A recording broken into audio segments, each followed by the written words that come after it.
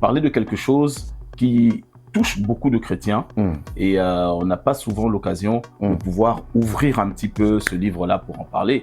Donc, on va parler des réclamations, mémoire et souvenirs. Réclamation, mémoire et souvenirs. Voilà. Shalom, shalom, bien-aimés. Shalom, shalom, les amoureux de Jésus-Christ. Je suis ravi de vous voir et vous êtes aussi ravis de me voir. Nous sommes là pour parler de Jésus-Christ de Nazareth. Nous sommes là. Qui sommes-nous? Tipaka TV. C'est votre chaîne sur YouTube, Tipaka TV, dans notre émission, Les réalités de l'Église. Nous sommes là pour dépeupler les camps de l'ennemi et les ramener à Jésus. Nous sommes là pour ouvrir les chemins, parce que la Bible déclare, préparez-vous, préparez-vous, le Fils de l'homme revient bientôt. Tipaka TV a cette mission de vous réveiller, de vous sensibiliser. Ne vous trompez pas, ce monde passera. Voyons ce qui se passe tout autour de nous. Et avec l'aide du Seigneur, nous sommes là, nous, ces enfants, pour vous réveiller. Et nous vous en supplions. Écoutez ce que nous sommes en train de dire en ces lieux.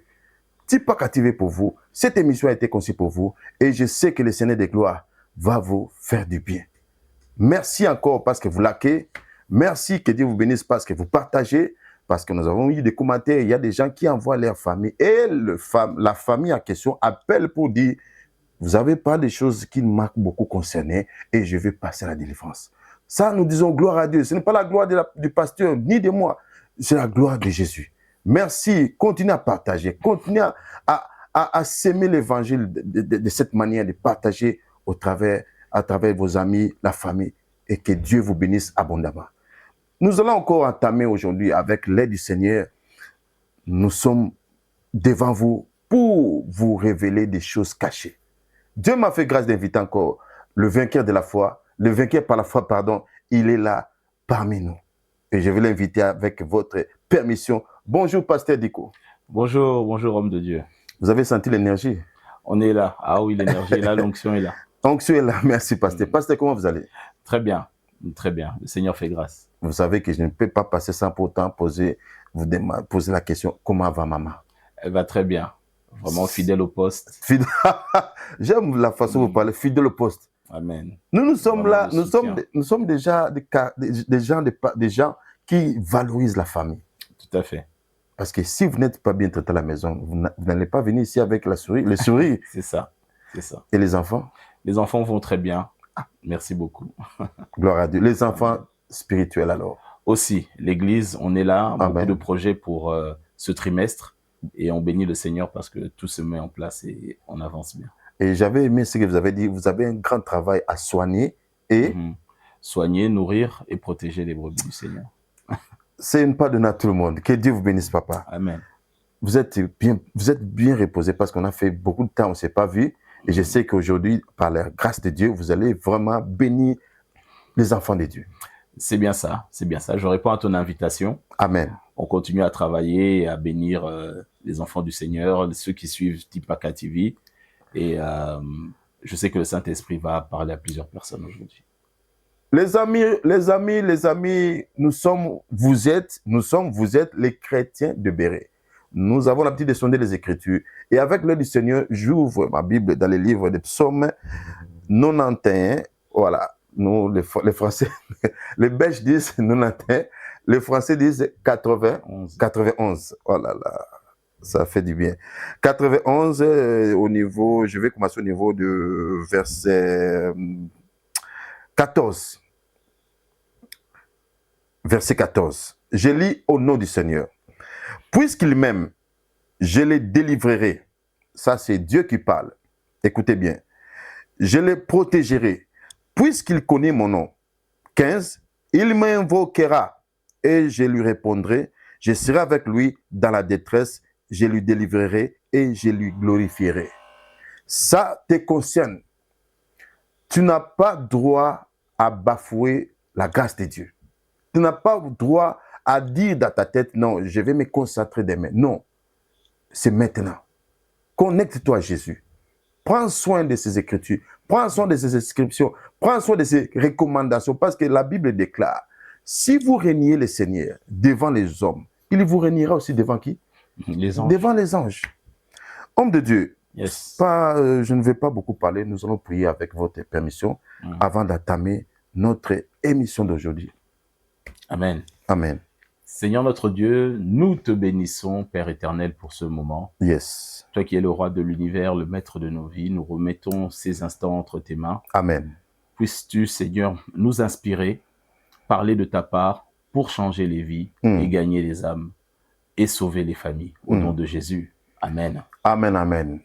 Nous sommes là pour la bonne cause. Et comme vous le savez, chers amis, on avait parlé des prisonniers des marchands. On n'a pas vraiment le temps d'en parler ici. Vous qui n'avez pas eu le temps, allez consulter dans nos répertoires. Vous allez voir les prisonniers des marchands. Il y a prisonniers des marchands 1 et prisonniers des marchands 2 et vous allez comprendre. Mais aujourd'hui, avec l'aide du Seigneur, l'homme de Dieu est venu avec une nouvelle révélation. Homme de Dieu, qu'est-ce que le Seigneur a mis dans votre cœur pour nous parler? Parce que la Bible déclare, c'est de l'abondance du cœur que la bouche est. Que la bouche parle. À vous l'antenne, papa. Non, disons que je réponds à tes sollicitations, puisque la vision de l'émission, c'est de parler des réalités de l'Église.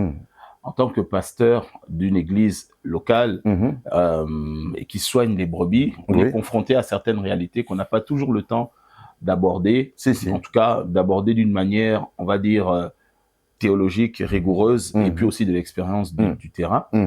Et donc, cette fois-ci, bon, on a, comme tu m'en as parlé de quelque chose qui touche beaucoup de chrétiens et on n'a pas souvent l'occasion de pouvoir ouvrir un petit peu ce livre-là pour en parler. Donc, on va parler des réclamations, mémoire et souvenirs. Réclamations, mémoire et souvenirs. Voilà. Je m'excuse, homme de Dieu. Avant que nous puissions entrer dans les vifs du sujet, il n'y a pas moyen de nous expliquer, parce que le parallélisme entre réclamation, mémoire et souvenir, dans les contextes de ces émissions. D'accord. Disons que beaucoup d'enfants de Dieu, majoritairement, beaucoup de problèmes, quand quelqu'un donne sa vie à Christ, même quand il a déjà un parcours avec le Seigneur, il y a des choses, on a déjà parlé dans les émissions précédentes, qui doivent être traitées. Tout à fait. Oui. Parce que comme tu connais la révélation que le Seigneur donne, quand il a ressuscité Lazare, il lui a redonné la vie, il y avait des choses qui devaient être coupées et déliées. Tu vois. Ouais. Et donc, s'il y a des choses qui doivent être traitées, ce sont aussi les réclamations. Maintenant, on en parle, mais les gens ne savent pas trop comment définir cela. Les réclamations, la mémoire et les souvenirs. Ce sont trois notions spirituelles tellement puissantes, mais qui créent aussi beaucoup de dégâts dans la vie des enfants de Dieu. Déjà, quand on parle de réclamation, il faut comprendre ceci, c'est que le monde spirituel, c'est un monde juridique. C'est-à-dire, c'est un monde qui est basé sur le droit. Nous, on fonctionne dans les choses de Dieu avec les émotions, avec les sentiments. Nous, les chrétiens. Nous, les chrétiens. Surtout chrétiens francophones, d'origine africaine, on fonctionne beaucoup avec les émotions, le ressenti, les sensations. Non. La Bible dit que le trône de Dieu est fondé sur la justice. Tout à fait. Dans le livre des psaumes, il est fondé sur la justice. Donc, il y a des choses que quand Dieu déclare, il se les impose à lui-même. Et les démons connaissent cette réalité. Tu vois un petit peu? Donc, les réclamations, ce sont des points de repère. Ce sont des points d'accès. Ce sont des points de contact que l'ennemi peut avoir dans la vie de quelqu'un au travers des portes qui ont été ouvertes. Et à partir de là, il peut réclamer ce qui lui est dû. Tu vois un petit peu? Voilà. Et même dans le ministère de Jésus, lorsque le Seigneur arrive à la fin de son ministère et qu'il va partir pour le sacrifice et souffrir et tout cela, il dit, bon, moi je vais partir, le maître de ce monde, le prince de ce monde arrive, mais en moi, il ne trouve rien qui est de lui ou qui lui appartienne. Et Satan réclamera toujours quelque chose qui lui appartienne. Dans le monde spirituel, ce qu'il faut retenir, c'est que s'il y a un effet, c'est qu'il y a forcément une cause. Et s'il y a une cause, ça veut dire que soit une porte a été ouverte, un péché a été commis, ou quelqu'un a cédé un droit.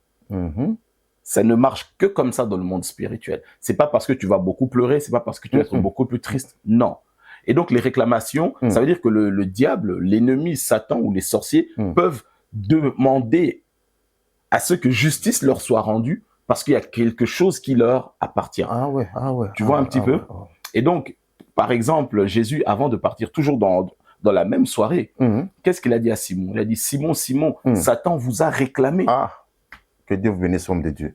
Dans Luc chapitre 22, il dit, Satan vous a réclamé, voilà. Mais qu'est-ce que Jésus a dit? Il dit, moi j'ai prié pour ta foi.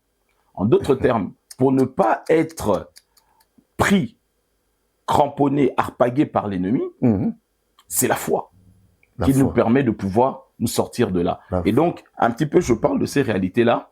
Tu remarqueras ceci, nous tous on le sait, c'est le même Jésus qui avait donné le nom de Pierre à Simon. Et tu remarqueras que Satan n'a pas réclamé Pierre, mais il a réclamé Simon. Parce que Simon, c'est le nom qu'il a hérité de son père. Et donc, c'est de là maintenant où rentrent les réalités de mémoire et de souvenir. Donc, homme de Dieu, permettez-moi, il y a une personne qui m'a écrit, il m'a dit, laisse le pasteur parler. Je voulais lui faire voir aussi, il y a aussi d'autres personnes qui m'ont aussi donné les suggestions. Pourquoi tu laisses le pasteur parler comme s'il est en train de prêcher? Il faut interagir. Il faut trouver l'équilibre, c'est pas facile, mais ce n'est pas une prédication. Exact. Je ne suis pas en mode église ou enseignant. Merci, homme de Dieu. Un échange pour pouvoir répondre aux différentes questions. Je voulais un peu jumper là où vous avez parlé. Le diable a réclamé Simon, pas Pierre. C'est ça. Et là, je vais un peu, vous pouvez se parapher là-dessus. Donc, les gens qui ont l'habitude de venir à Christ, changer leur nom, ce n'est pas par sentiment, donc c'est biblique. C'est biblique. Le nom a une réalité importante, mais je pense qu'on aura le temps d'aborder ça vraiment dans les détails. D'accord. Mais il faut comprendre d'abord comment est-ce que les réclamations fonctionnent. Ok. Parce que ça crée beaucoup de problèmes, beaucoup de dégâts dans la vie des gens. Et comme j'ai dit, oui, il n'y a pas de hasard dans la Bible. Satan n'a pas réclamé Pierre, qui est sa nouvelle identité, sa nouvelle nature que Jésus lui a donnée, mais il a réclamé Simon. D'accord. Simon, qui est le nom qu'il a hérité de son père et que ses ancêtres aussi possédaient, parce que les Juifs prenaient toujours les mêmes noms des anciens. Les aïeux, un petit peu. Donc, on peut même aller encore beaucoup plus loin, parce que quelque part, tout le monde sait que la famille de Simon-Pierre travaillait dans la pêcherie des poissons, donc ils étaient en contact avec les esprits des eaux. Tu vois. Donc, on aura l'occasion d'en reparler, mais ce que je veux dire par là, c'est quoi? C'est qu'il faut comprendre que les réclamations, il y a forcément quelque chose que le diable vient. Il ne frappe pas au hasard. Jamais. Ça n'existe pas. C'est que quelque part, on lui a cédé un droit. Bibliquement, spirituellement, ça fonctionne toujours comme ça. Maintenant, ce qu'il faut comprendre, c'est quoi? C'est que la Bible et même le monde spirituel, c'est un monde qui fonctionne avec la mémoire et les souvenirs. D'accord. C'est très important. Quand je parle de souvenirs, c'est pas simplement quand tu étais à la plage à Tahiti ou quand tu étais à Barcelone ou à Hawaï. Non, je parle pas forcément de ces souvenirs-là. Mais quand je parle de souvenirs, c'est ceci. C'est que ce que tu dois savoir, c'est que beaucoup de gens ignorent, c'est que déjà la Bible que nous avons est un livre de mémoire. C'est-à-dire que quand la Bible parle de mémoire, la mémoire, c'est le contenant. Le contenant. Tu vois, la mémoire, c'est le contenant. Et ce qui est dedans, c'est le contenu. Exact. Et le contenu, c'est le souvenir. Ah bon? Tu vois un petit peu? Je comprends. C'est-à-dire que la Bible que nous avons, les écrits qui sont là-dedans, d'abord, la Bible en elle-même est un livre de mémoire. C'est-à-dire qu'il nous rappelle les choses qui se sont passées. Et les choses qui se sont passées sont ces choses-là qu'on appelle des souvenirs. Tu vois un petit peu? Ça commence à viendre. Voilà. Et donc, Dieu est un Dieu de mémoire. Mais il n'y a pas de mémoire s'il n'y a pas de souvenir. Tu me suis? Et donc, les souvenirs sont importants. Il y a vraiment une différence entre les deux. Mémoire, retiens, c'est comme le contenant, c'est comme une cassette. Exact. Mais la bande qui tourne, c'est ça, le souvenir. Tu vois? Et c'est ce qu'on en a besoin. La différence, elle est à ce niveau. Voilà. C'est que la mémoire, elle est figée. Mais le souvenir ne reste pas figé. Pourquoi? Parce que la mémoire sert à enregistrer, mais c'est le souvenir qui fait vivre. D'accord. La preuve en est que le jour, par exemple, où tu as été, je sais pas moi, je donne un exemple, où tu as perdu ton père, même 30 ans après, quand tu vas t'en souvenir, ça pourra toujours te faire aussi mal. Et tu sais pourquoi? Parce que le souvenir opère dans la dimension de l'esprit. Et comme l'esprit ne dépend pas du temps. Le souvenir reste aussi vivant à chaque fois qu'on fait appel à lui. C'est ça aussi. Ce qui fait que les réclamations dont souffrent beaucoup de chrétiens aujourd'hui peuvent remonter à plusieurs générations parce que le diable fait revivre le souvenir. Je comprends. Tu vois? Quand aujourd'hui, par exemple, nous faisons la Sainte Seine, quand nous faisons la Sainte Seine, Jésus dit quoi? Faites ceci en mémoire de moi. Mais dans la mémoire, il y a quoi? Le souvenir. Il y a une chose qu'il faut comprendre, c'est que pour les Juifs, et c'était évident pour Jésus, pour tous les contemporains, pour nous, le temps, il est linéaire. On commence le 1er janvier, on va jusqu'au 31 décembre. Mais à l'époque de Jésus, ils avaient compris que le temps n'est pas linéaire, le temps est cyclique. La preuve en est que même quand Dieu, par Moïse, il a donné l'ordre aux enfants d'Israël, la société fonctionnait sur 7 fois 7 ans. Et ça recommençait. À chaque jubilé, on remettait tout à plat et on repartait. Donc tu comprends que Dieu a créé le temps, mais lui-même siège en dehors du temps, et le temps est cyclique. Et le temps fonctionne en réalité sur la base des souvenirs. Et donc les souvenirs sont dans la dimension de l'esprit. Tu vois? Je comprends. Voilà. Et donc, quand quelqu'un est réclamé, la mémoire est une chose, sert à enregistrer et à garder. Tu vois, par exemple, quand le peuple d'Israël a été attaqué par Amalek, dans le livre de Exode, à la fin de cette bataille, Dieu dit à Moïse, il dit, Moïse, écris cela pour qu'on garde la mémoire. Et moi, Dieu, je vais effacer le souvenir d'Amalek. Tu vois, tant qu'il y avait le souvenir d'Amalek, Amalek a toujours continué à pourrir la vie des enfants d'Israël. Donc il fallait vraiment effacer le souvenir. C'est pour ça que Saül a été rejeté. Pourquoi? Saül, Dieu lui a dit, à cause de ce qu'Amalek m'a fait, je n'ai jamais oublié ça. Tu te souviens, dans le même texte, Dieu a dit, il y aura une guerre entre Dieu et Amalek de génération en génération. Donc Saül, il devait exterminer le souvenir d'Amalek. Mais comme il a joué avec ça, Dieu l'a rejeté. Donc, on ne joue pas avec mémoire, souvenir, parce que derrière, il y a des réclamations, papa. Motonanzambe, comme on dit en lingala, homme de Dieu. Laisse-moi vous laisser souffler parce que l'introduction était vraiment beaucoup secouée. Et je crois qu'aujourd'hui, la vie de beaucoup de gens seront vraiment... ils seront... Vous savez, quand le changement vient, ça, des fois, ça vient lentement. Des fois aussi, ça vient brusquement comme une boulette. Et aujourd'hui, je crois que la délivrance de tout un chacun va être authentique. Parce qu'ils vont comprendre qu'est-ce que vous êtes en train de décortiquer. Et maintenant, là, je vous laisse la place, homme de Dieu. Nous avons vu la démarcation que vous avez fait entre mémoire, souvenir et réclamation. Maintenant, nous voulons vous écouter. Ce que je peux dire aussi rapidement, c'est que tous les êtres humains, Dieu nous a créés pour qu'on fonctionne avec mémoire et souvenir. Parce que l'éducation qu'on donne à nos enfants, c'est quoi? Oui. Mémoire et souvenir. Tout à fait. Et tout être humain possède ce qu'on appelle une mémoire positive et une mémoire négative. Notre destinée, notre caractère, tempérament est conditionné par la mémoire positive ou négative. Mais qu'est-ce qu'il y a dans la mémoire? Des souvenirs. Ah, mon papa m'avait dit de ne jamais épouser tel type de femme. C'est la mémoire qui active quoi? Les souvenirs.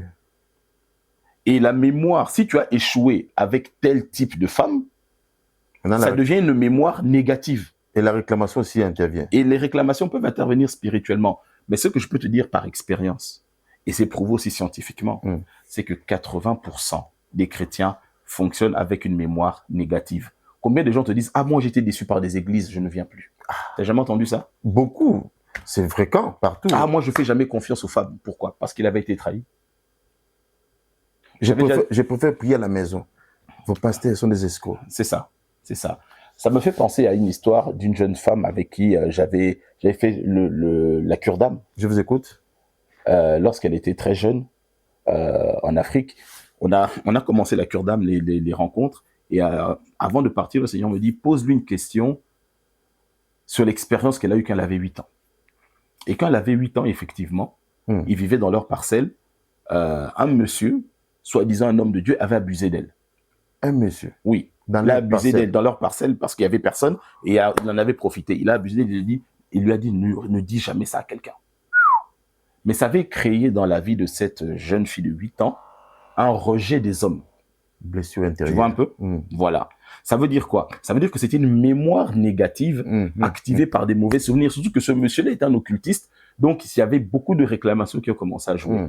80% des chrétiens, papa, fonctionnent avec une mémoire négative. C'est pour ça qu'il faut parler de ces choses-là pour que, comme le serpent de Moïse a avalé celui de Pharaon, il faut que la mémoire positive, avec les souvenirs positifs, avale tout ce qui est négatif. Avec votre permission, je vais attirer l'attention de quelqu'un. C'est pour cela qu'on doit parler de cela. S'il vous plaît, ne sois pas égoïste. Partage cette vidéo. Vraiment, je ne suis pas en train de faire la promotion de ma vidéo. Non, c'est pour libérer les âmes captifs. Ça va toucher quelqu'un qui est dans l'ignorance. Bien sûr. Oh de Dieu, je vous en prie, allez-y.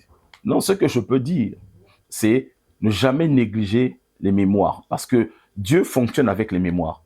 Lui-même, il le dit dans Ésaïe 43, il dit « Réveille ma mémoire ». Réveille ma mémoire.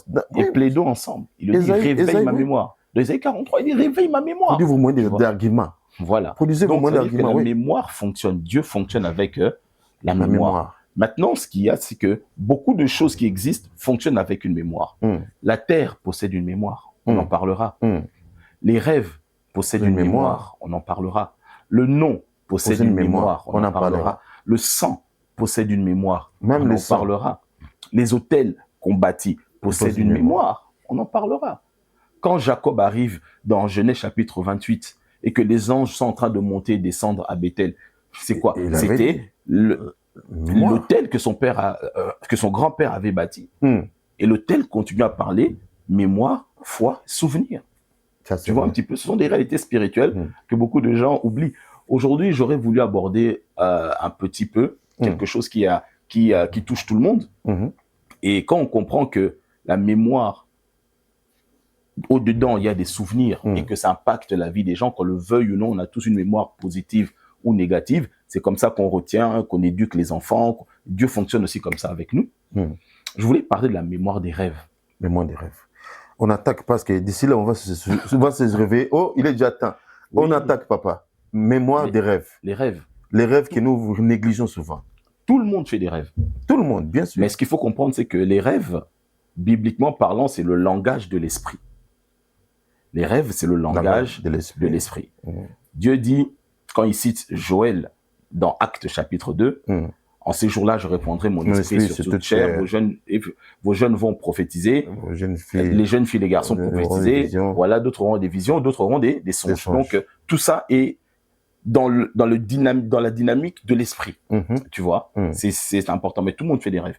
Maintenant, les rêves, comme tu sais, l'homme est constitué de l'esprit, de l'âme et du corps. Tout à fait. Donc, les rêves viennent parler à notre esprit. Yes. Tu vois, d'esprit à esprit. C'est le langage principal que Dieu utilisait pour parler à Abraham, Isaac et Jacob dans les patriarches, voire même Moïse. Il utilisait beaucoup les rêves. Tu vois. Mais il existe 4 sources de rêves. Il y a des rêves qui viennent de Dieu. Il y a des rêves qui viennent du diable. Il y a des rêves qui viennent de nous-mêmes, ce qu'on appelle des rêves naturels. Oui. Et il y a des rêves qui viennent de nos préoccupations. Quand tu te préoccupes trop de quelque chose pendant la journée, quand tu dors, c'est physiologique et c'est mécanique. Par exemple, on m'avait raconté l'histoire. Elle avait beaucoup regardé les films de Jacques Borel. Et pendant la nuit, elle a rêvé, Tony est venu l'arrêter, je ne sais pas. Tu vois, exactement. À cause de ce qu'elle avait vécu pendant la journée. Elle a vu ça pendant tout un long moment. Exactement. Je comprends, voilà. Tu vois. Et il faut savoir dissocier cela. Mais la Bible dit, Dieu parle tantôt d'une manière, tantôt d'une autre, et c'est nous qui n'en prenons pas garde. Ce que je veux qu'on retienne, c'est quoi? C'est que Dieu a dit, faisons l'homme à notre image et à notre ressemblance, tu vois. Donc, ce qu'il faut comprendre déjà, papa, c'est que l'esprit de l'homme ne dort pas. L'esprit de l'homme ne dort pas. Ah non, l'esprit de l'homme ne dort pas. La Bible dit dans le psaume 121, voici, il ne sommeille ni ne dort, celui qui garde Israël. Donc, si on a été créé à son image et à sa ressemblance, notre esprit et nous sommes ses imitateurs. Quand notre corps se repose et que notre âme est tranquille, ça veut dire que notre esprit, lui, continue toujours à fonctionner. Le monde spirituel, il continue à fonctionner, tu vois. Donc, ça veut dire qu'il y a certaines réalités qui nous sont impactées. Donc, les rêves ont une mémoire. Et ces mémoires-là continuent toujours à fonctionner. Parce que, regarde par exemple, quand Dieu traite une alliance avec Abraham, il le fait dans un rêve. Dans ce rêve-là, il y a la mémoire du rêve, ce qui est écrit dans la Bible, mais au-dedans, il y a le souvenir qui est l'esprit, qui continue toujours à fonctionner. Tout à fait. Tu vois, quand il apparaît à Abraham, quand il lui dit quitte ton pays, quitte ta patrie, quitte la maison de ton père, c'est dans un rêve. Ça veut dire que le rêve a toujours la capacité d'impacter le réel. Et d'ailleurs, la Bible dit il ne parlait pas à tout le monde des bouche à l'oreille, non. Non. Il parlait toujours au travers des anges. Seulement Moïse. Les rêves. Seulement Moïse, il parlait avec Moïse face à face, bouche à bouche, comme il dit. Mais la plupart des prophètes, Dieu leur apparaissait dans des visions et dans des rêves. Tout à fait. Tu vois. Et donc, déjà dissocier les types de rêves, la source, si ça vient de Dieu, du diable, de toi-même ou de tes préoccupations. Mais les rêves ont une réalité parce que c'est le langage de l'esprit. Et beaucoup de gens vivent aujourd'hui des malheurs et des soucis parce qu'ils ont négligé des rêves qu'ils ont vus. C'est pas parce que tu les négliges ou que tu les oublies que ça n'en a pas d'effet. Non, on parle de mémoire et de souvenir. Et même à travers de ces rêves-là, il y a des réclamations. Je me souviens un jour, j'avais prié pour un monsieur. Il est devenu âgé. Je pense que j'avais déjà raconté son témoignage. Quand il était adolescent, il avait rêvé qu'il s'était battu avec son cousin et que son cousin l'avait frappé avec un bâton. Tout à fait, oui. Et à partir de là, une maladie quasiment incurable s'était développée. Mais ça a commencé où? Dans un rêve. Tu vois, la mémoire du rêve, il s'en souvient, mais c'est le souvenir dont il vit les conséquences encore aujourd'hui. Beaucoup de personnes aujourd'hui qui servent le Seigneur sont parfois attaquées par des esprits d'oppression, des maris de nuit ou bien des femmes de nuit, c'est dans des rêves. Mais la conséquence est réelle et matérielle. À chaque fois que cette personne... Je donne un témoignage d'une sœur, elle me disait, voilà, pasteur, je suis en train de faire une période d'essai dans mon travail. Je sais que dans ma famille, il y a des gens qui sont un peu dans la sorcellerie, tout ça, etc. Elle m'a dit, un jour, vers la fin de ma période d'essai, j'ai rêvé, j'ai vu un grand-père du village venir au travail, là où je travaille. Est-ce qu'elle a déjà vu pas physiquement. Non, le grand-père, elle connaît le grand-père physiquement. Oui, elle a connu. Mais quand elle a vu, c'est-à-dire cet ascendant-là arriver physiquement dans son travail, dans son mais rêve. Qu'est-ce qu'il fait ici? Je te laisse deviner. La période d'essai n'a pas été validée. Fiasco. Et elle le savait. Elle m'a dit, pasteur, quand je l'ai vu, je savais qu'ici, mon travail, c'était fini. Tu vois un petit peu? Maintenant, comment vaincre ces genres d'anomalies? Alors, il existe plusieurs types de cas. C'est parce que le temps nous manque, que j'aurais voulu relever par rapport moi, je vous donne la place. Si on n'en termine pas, vous avez notre dette comme d'habitude. Mais on ne doit pas sauter pour que les enfants pour un bon moment. Moi, j'ai répertorié, par mon expérience, 5 types de rêves que les gens y font. Je parle de mémoire, souvenir et bien sûr, les réclamations. Il y a des rêves qu'on fait où on est volé. Comme je donne un peu l'exemple de cette sœur. Où tu rêves qu'on vient de te dépouiller. On vient à chaque fois t'arracher des choses. On vient à chaque fois voler des choses qu'il y a en toi. Il y a des gens qui rêvent. Vous rêvez, vous avez été mordu par un serpent et vous vous réveillez, vous sentez le bras ou bien le pied, ça fait mal. C'est comme si l'histoire était physiquement. Un jour, j'ai eu à traiter un cas comme ça avec un bien-aimé des Antilles. J'ai eu à traiter un cas comme ça. Il était converti au Seigneur, mais il était un pied dedans, un pied dehors. C'est ça les problèmes. Et il me disait, pasteur, tu sais, des fois, je rêve que on me poursuit. Un jour, on m'a attrapé, on m'a fouetté. Il m'a envoyé une photo. Il s'est réveillé avec un dos flagellé, au sens propre. À l'œil uni comme ça. Ah oui, moi, j'ai vu la photo. Ça veut dire chose s'est passée dans le rêve. Mais physiquement, il voit des traces. Résultat, instabilité dans le domaine professionnel.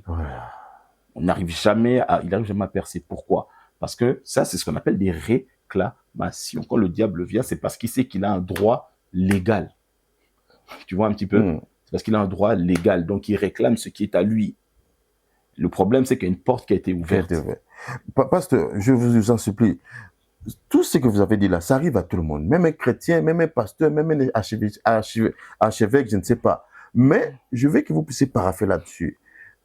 Qui a ce droit-là de vaincre ces genres moi j'appelle ça des conneries, d'anomalies, des rêves qui se matérialisent, qui détruit la vie physique d'un homme? Alors, parce que Dieu est un Dieu d'alliance.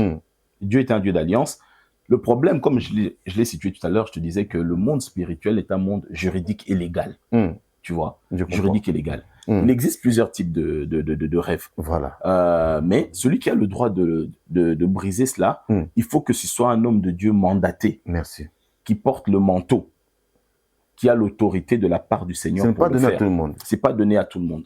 Tu vois, par exemple, pour prendre un exemple biblique, on en avait parlé quand on a parlé de Léa et de Rachel, tu te souviens, le fils aîné de Léa, Ruben, avait couché avec la concubine de son père. Et résultat, dans Genèse 49, Jacob avait quelque part maudit, enlevé l'autorité à Ruben.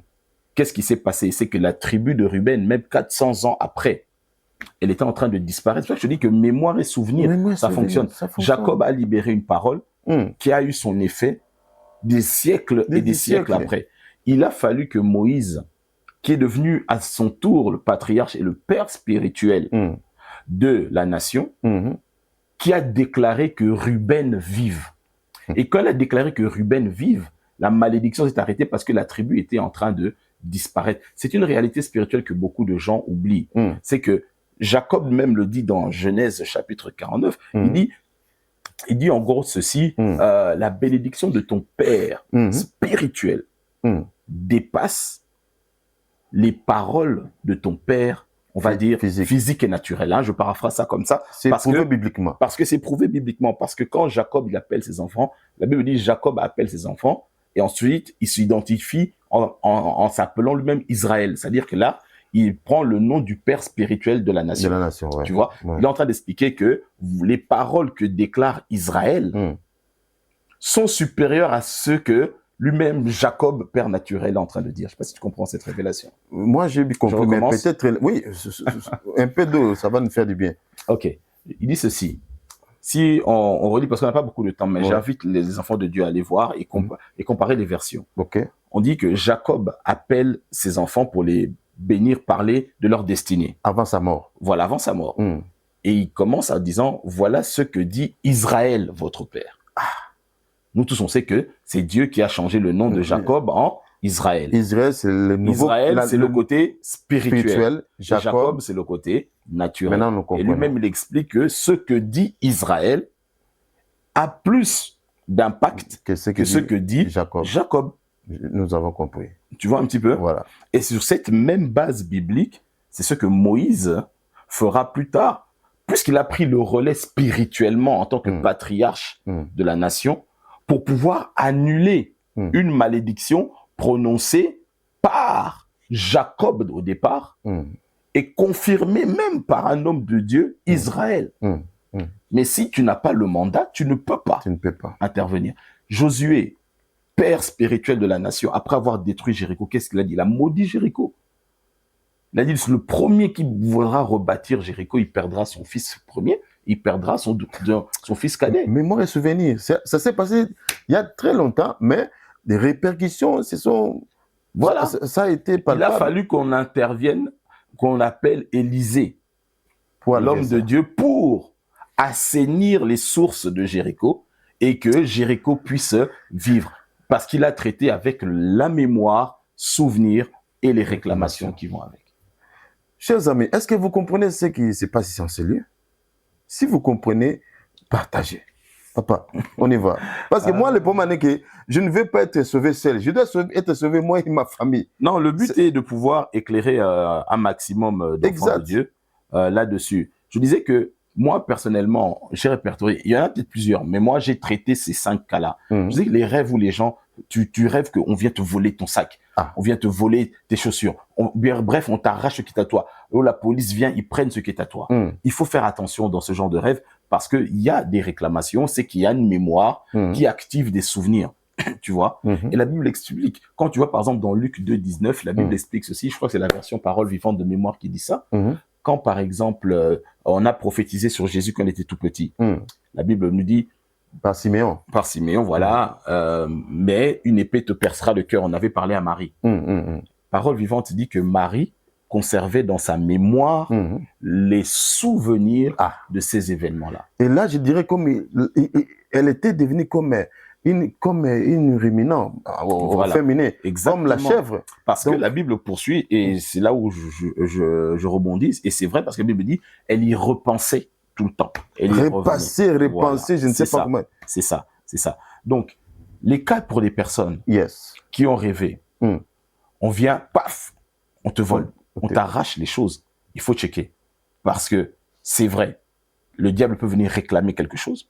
Soit il y a une porte qui a été ouverte, mais aussi, des fois, ce que j'ai remarqué, Dieu aussi peut venir arracher quelque chose. Et tu sais que...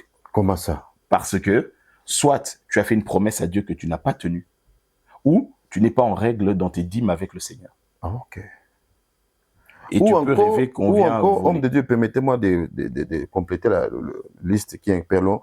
Ou encore, je vais m'adresser à des gens qui ont l'habitude de prendre des promesses bidons à l'église. Bien sûr.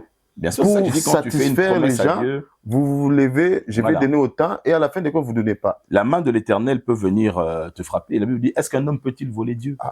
Tu vois, quand on fait une promesse au Seigneur, ou quand on fait un vœu à Dieu, on peut lire un passage quand même, histoire d'aller dans la parole de Dieu. Vous savez que nous sommes des chrétiens libérés. Et puis, je pense que nos amis se sont réclamés. Mais depuis qu'ils ont commencé, ils n'ont pas encore ouvert leur Bible. À part ce qu'ils avaient lu au début. Ecclésiaste chapitre 5. Ecclésiaste chapitre 5. Versets 3 à 6. Ecclésiaste. Ecclésiaste chapitre 5, versets 3 à 6. Ecclésiaste 5, 3 à 6. Je vais lire au nom du Seigneur Jésus-Christ. Nous, les chrétiens de Béret, nous sommes là. Car, ici c'est 5. Si tu fais une promesse, à partir du verset 3. À partir du verset 3. Lorsque tu as fait un vœu à Dieu, ça c'est Ecclésiaste, ne tarde pas à l'accomplir. Voilà. Car il n'aime pas les insensés. Accomplis le vœu que tu as fait. Papa, laisse-moi recommencer. Chers auditeurs, chers téléspectateurs, chers youtubeurs, chers amis de Jésus-Christ, lorsque tu fais un vœu à Dieu, ne tarde pas à l'accomplir. Car il a dit ceci, il n'aime pas les insensés. Continue, papa. Regarde, c'est très puissant ce qui arrive. Merci, papa. Accomplis le vœu que tu as fait. Mieux vaut pour toi ne point faire de vœu que d'en faire un et de ne pas l'accomplir. Je continue. Ne permets pas à ta bouche de faire pécher ta chair. Et ne dis pas en présence de l'envoyé que c'est une inadvertance. Inadvertance. Pourquoi Dieu s'irriterait-il de tes paroles et détruirait-il l'ouvrage de tes mains? Donc, si tu fais une promesse à Dieu et que tu ne le tiens pas, Dieu vient détruire derrière l'ouvrage de tes mains. C'est bien mentionné ici. Voilà. Et ça, 80% des chrétiens... Moi, je te parle de la base de l'expérience, du terrain. Oui. Quand des rêves où tu es volé, on t'arrache des choses, examine-toi d'abord. Est-ce que tu es en règle avec Dieu? Merci. Tu vois? Merci. La Bible dit, fais vite. Et ne viens pas dire au pasteur, c'est par inadvertance ou je savais pas. Non. Il n'y a pas de place pour de l'oyenge, tu t'es levé parce que tu... Non. Quand tu fais une promesse à Dieu, ça ne marche pas comme ça. Laisse-moi te donner cette révélation pour que tu comprennes. Ce que beaucoup de gens ne savent pas, spirituellement parlant, Dieu a créé le temps. Mais lui-même siège en dehors du temps. Ce qui fait qu'il peut manager, accélérer et freiner le temps. Quand tu fais une promesse à Dieu, tu dis, Seigneur, tu me donnes un enfant, je vais te le consacrer. Voilà. Qu'est-ce qui se passe spirituellement parlant? Ce qui se passe, c'est que dans l'éternité du temps, Dieu va dans le futur, il prend cet enfant-là, il te le ramène dans le présent. Voilà. Tu me suis? Quand il te le ramène dans le présent, ça crée un vide spatio-temporel dans ton futur. Ça veut dire qu'il y a un trou et que toi, tu es en dette. Tu dois combler ce trou. Tu dois combler. Mais beaucoup de chrétiens oublient cela. Et quand tu ne tiens pas parole, et Dieu, et Satan, et les démons, ils peuvent venir réclamer maintenant. C'est pour ça qu'on parle de foi, souvenir, mémoire et réclamation. Donc, quand tu fais une promesse au Seigneur, tu fais une promesse à l'homme de Dieu, papa, quand je serai béni, je vais amener un sac de riz. Fais-le vite. Parce que Dieu va te donner ce travail-là. Mais si toi, tu ne le fais pas, ta part, tu ne l'accomplis pas, il y a un trou. Donc, sur ta destinée, il y a un vide. Et ce vide-là crée un trou d'air. Et Dieu peut venir réclamer. Pas seulement Dieu. Pas seulement Dieu, et même le diable. C'est vrai que la Bible dit Dieu n'aime pas les insensés. Mieux vaut ne pas faire de promesses que de faire une promesse et de ne pas tenir. Tu vois, j'ai dit il y a 5 types de rêves que je voulais parler, mais on n'a plus beaucoup de temps. Là, on n'est qu'au premier. Et comme vous le savez, tu vois, l'homme de Dieu est toujours là. Mais homme de Dieu, vous allez revenir encore parce que moi, je pense que permettez-moi de vous interdire. Ne nous donnez pas des choses en gros. Nous, on le fait en détail. Prenez votre temps. Lorsque le temps nous fait défaut, vous reviendrez encore pour en parler. Je pense que nous sommes à la fin et nos auditeurs savent, ils ont compris que nous sommes en train de décortiquer ce qui concerne des souvenirs, des mémoires, des réclamations. Et là, l'homme de Dieu a bien martelé à ce qui concerne nous qui aimons faire des promesses bidons pour faire plaire aux pasteurs, surtout quand vous êtes bien habillé à l'église et quand l'homme de Dieu insiste, vous avez honte et vous voulez vous faire justice. Vous voulez tromper Dieu. S'engager à la légère. Avec les choses de Dieu, ne jamais s'engager à la légère. Parce que ça crée beaucoup de... Moi, je vis aussi d'autres personnes parce que j'ai côtoyé beaucoup des hommes de Dieu. Quelqu'un qui prend l'enveloppe, mais il n'aimait pas la totalité. C'est tromper Dieu. Bien sûr. Je ne pense, exemple, vous devez donner 10 euros par exemple, mais vous avez mis 5. Même 1 euro des fois. Même si vous avez donné 9.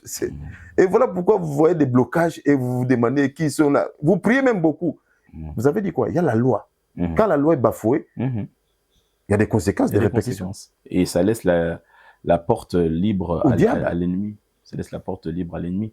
Donc les rêves, on ne peut pas les négliger parce que c'est le langage et c'est le monde de l'esprit. Tu vois. Tout à l'heure, tu disais que tu m'avais posé une question. Je pense que je n'avais pas eu le temps de répondre sur ça. Qu'est-ce qu'on peut faire quand on est des serviteurs de Dieu? Tu sais, par expérience, ce que je peux dire, c'est quoi? C'est que quand tu grandis avec le Seigneur, il y a certaines situations. Le diable sait que quand tu grandis avec le Seigneur... On va chuter par là, homme de Dieu. D'accord. Quand tu grandis avec le Seigneur, certains péchés, comme le péché de la chair, et tu n'es plus sensible à ça. La convoitise, tu n'es plus sensible à ça. Mais alors, à ce moment-là, il peut se présenter à toi dans des rêves directement d'esprit à esprit. Tu vois, d'esprit à esprit. Et c'est là où il faut justement faire attention parce que dans ces rêves-là, bon, on en parlera une autre fois, mais j'ai des témoignages là-dessus. Tu verras que ça a un impact. Ne néglige jamais tes rêves. Ne les néglige pas. Il faut avoir un cahier, moi j'appelle ça des cahiers prophétiques où tu écris. Ton pasteur, c'est à lui de t'expliquer le sens des rêves que tu fais, que toi, tu n'interprètes pas ou que tu ne comprends pas. Des fois, tu peux voir un rêve, mais tu peux mal l'interpréter. Parce qu'il y a des rêves qui sont actuels, il y a des rêves qui se sont passés, mais que tu ne comprends pas. Il y a des choses qui sont pour l'avenir, pour que dans 10 ans, 20 ans, moi, il y a des choses que j'ai rêvé il y avait 20 ans et je les vis aujourd'hui. Mais si c'était à l'époque même, ça n'aurait pas marché. Souviens-toi de Joseph, pour son étoile, souviens-toi de Joseph, etc. À l'époque, c'était admissible. Donc, la mémoire des rêves, c'est trop important. Il y a des rêves de rétrogradation, il y a des rêves où on est attaqué, il y a des rêves d'oppression, il y a des rêves avec des maris d'une femme venue. Bref, il y a beaucoup de choses. La mémoire et le souvenir dans la dimension des esprits, dans ces choses-là, si on ne fait pas attention, ça crée beaucoup de dégâts. Homme de Dieu, merci. Nous terminons par là, avec votre permission. On reviendra à la prochaine occasion. Mais la caméra vous réclame, on doit gagner les âmes. Notre rubrique, No Jesus, No Life, on doit gagner les âmes à tout prix parce que le Seigneur en a besoin. Amen. Je parle à quelqu'un aujourd'hui, si tu te sens loin du Seigneur parce que tu as fait des promesses à Dieu que tu n'as pas pu tenir, d'une manière ou d'une autre. Seigneur, quand je vais arriver en Europe, je vais te servir. Si tu me donnes un travail, je serai toujours fidèle, des choses comme ça. Pas quelque chose qui se soit passé, que tu t'es éloigné du Seigneur aujourd'hui, la main du Seigneur t'est à nouveau tendue. Réconcilie-toi avec le Seigneur. Restaure ta relation avec Jésus-Christ. Et si tu n'as jamais donné ta vie à Christ, c'est le moment. C'est le moment. Il n'y a de salut en aucun autre. Il n'y a pas d'autre nom qui nous a été donné par lequel nous puissions être sauvés, sinon le nom de Jésus. Et si tu entends sa voix, je le dis à chaque fois, n'endurcis pas ton cœur. Que le Saint-Esprit te touche. Va dans une église où on prêche la vérité, où on pratique la délivrance, où il y a la parole qui est enseignée. Et tu verras comment ta vie va changer parce que Jésus-Christ reste fidèle. Amen. Amen. Et là, par là, je vais souligner avec votre permission de Dieu. Si vous constatez que dans votre église, vous n'avez pas vraiment, il n'y a pas cette connexion, appelle-nous. Nous ne sommes pas là pour vous faire quitter votre église. Non, nous sommes là pour aider. Si vous constatez que vous n'avez personne à qui vous pouvez vous confier, appelez-nous. Et nous allons vous aider. Et le Seigneur des gloires se manifestera dans votre vie. Nous sommes arrivés à la fin. Comme j'ai l'habitude de le dire, chers amis, connectons-nous à Jésus. Attachons-nous à Jésus. Jésus revient bientôt. Comprenez que cette émission, c'est pour vous. Pas seulement pour vous, même pour vos amis et vos familles. Voilà pourquoi je vous invite à partager. Envoyez-nous vos questions, likez et n'oubliez pas de mettre ce que nous sommes en train de parler en pratique. Parce que ça, à cause de ça, l'homme de Dieu de quitter ses occupations, de venir ici et ça passe en l'air. Mettez ça en pratique et vous verrez la gloire de Dieu. Si Jésus n'est pas encore revenu, on va se retrouver sur cette plateau avec l'homme de Dieu, Emmanuel Diko, pour finir avec ce qu'on avait déjà commencé. Merci, que Dieu vous bénisse. Parce que nous allons dire bye. Bye bye. Soyez bénis.